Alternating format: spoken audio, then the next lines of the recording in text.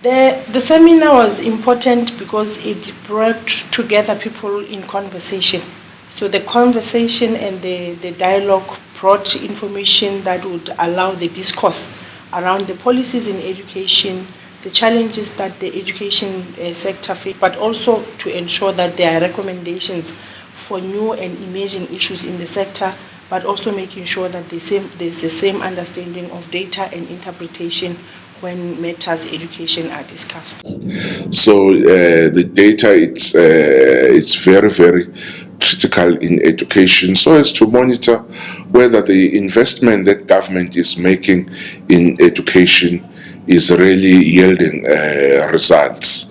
Also for intervention, to identify areas where government need to intervene, you need education statistics.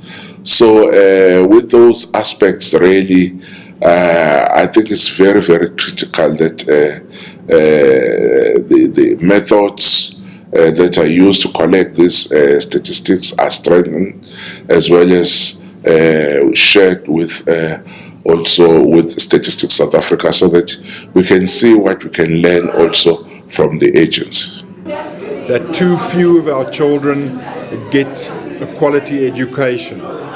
There's especially a very significant dropout of learners after grade 9. So learners reach grade 9, but they don't get a matric, and that's a very dramatic thing that we've got to give attention to. I think also, as the SG clearly indicates, we've still got a long way to go in terms of getting more students into the post-secondary education and training system.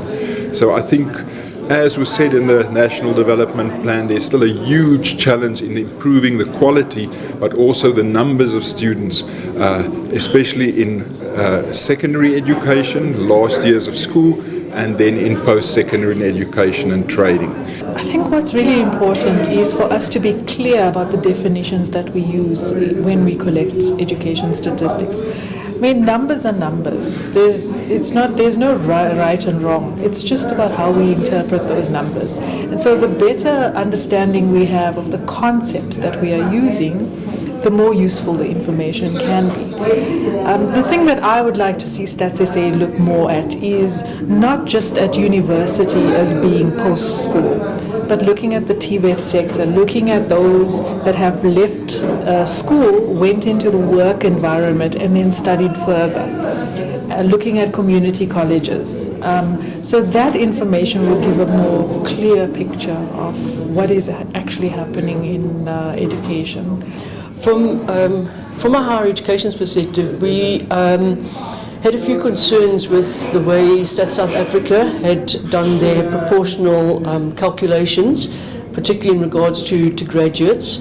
And by coming to this seminar, we were able to understand the method of calculation and how they interpreted their data collection, which is the household surveys, community surveys, and how our data can work with their data going forward.